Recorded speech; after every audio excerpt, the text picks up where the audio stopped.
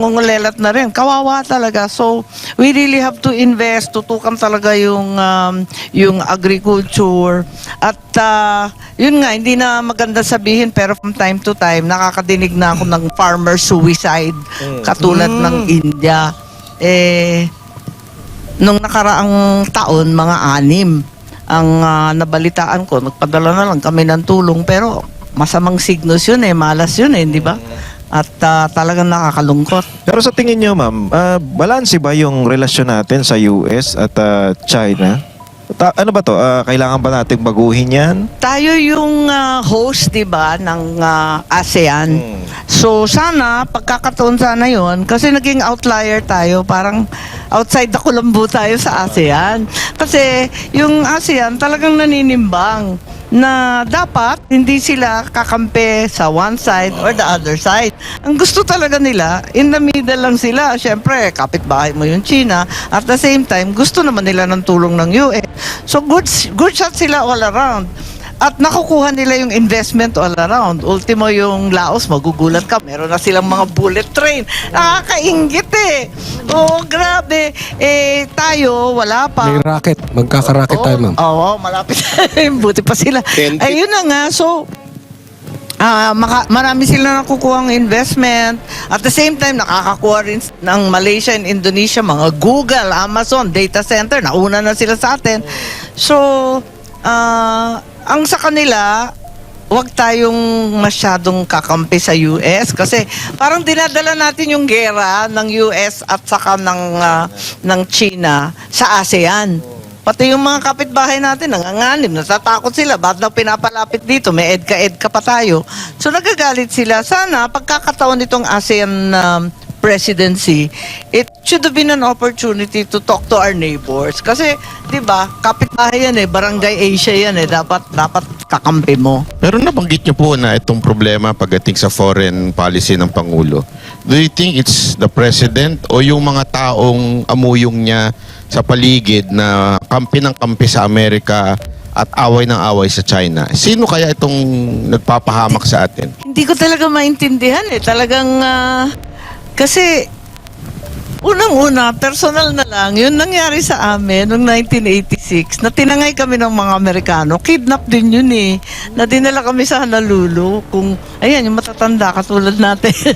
Baka naaalala pa niyo yung 1986. Hindi maganda yung experience namin. Pag wala ka ng silbi, out ka na. Ganun talaga. We have interests, we don't have friends. Di ba yun? So, dapat, hindi naman sa magiging anti-American ka or pepersonalahin mo yung nangyari, kundi mag-iisip-isip ka, magduda ka lagi. Dapat pro-Pilipino ka lang kung maano makakabuti sa atin. So, makakabuti sa atin kung sana yung China tutulong sa agriculture, tutulong sa small nuclear reactors. Kasi sila expert na, pati yung mga Russian. Ba't hindi natin papasukin yung mga yan? Ang laking bagay Saka yung mga trabaho. Yung mga trabaho, sa katutak na trabaho, ang order ngayon, no investment sa Pinas kasi kaaway tayo. Ang hirap ng ganun hindi dapat ganun. Yun nga, mahirap gumitna. Definitely, it's always a balancing act. But nevertheless, we need to do that. But do you think this is the President or the other secretary na pumapasok sa eksena? Hindi ko alam mahirap naman sisihin. Siyempre, maraming sekretary dyan na medyo masyadong mapusok. Pero at the same time, at the end of the day, the architect of foreign policy is the President. So, baka pumapayag naman siya or baka hindi natin alam. Tinatakot tayo ng mga Amerikano, tinatakot rin ng China, hindi ko alam Pero ako talaga nagugulanta at sa palagay ko, hindi mabuti yun. Ba't naman tayo makikipaggera sa China? Kaya ba natin yan? Naku po, ano ba naman? Tutulungan daw tayo ng Amerika Ganon sure ka. Dugtungan ko lang tanong ni Manat ba, hindi, bukod doon sa mga yon, hindi kaya yung iba na may personal na relation sa Pangulo ang bumubulong-bulong. Hindi ko alam maraming may hinala. Yan nga, Yung ICC ba? yung mga paksilikan na yan, baka may kontrata na sila ngayon pa lang. Diba? Hindi natin alam. Yung mga minero, kasi very interested sa minerals, ay yung mga sa tubigan, ay hindi ko alam Kaya, kailangan talaga tignan natin na Pero mahigit.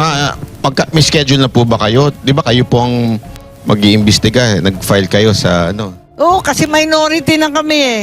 Kaya dati, kung foreign policy, pwede naman ako Pero mag-imbestiga. nag-file po kayo, di ba? Na, Nag-file, pero alam mo naman, nakatambak dyan. Hindi naman pinapansin. Deadma, alam mo na. Alam mo Priority na, impeachment. hindi kami in. Bagong deputy minority Oo nga. leader po kayo. Ano po? Ano Oo. pong trabaho Binibiro niya? ko nga si Alan, ano bang trabaho ko? Sabi ko, palagay ko, morning duty.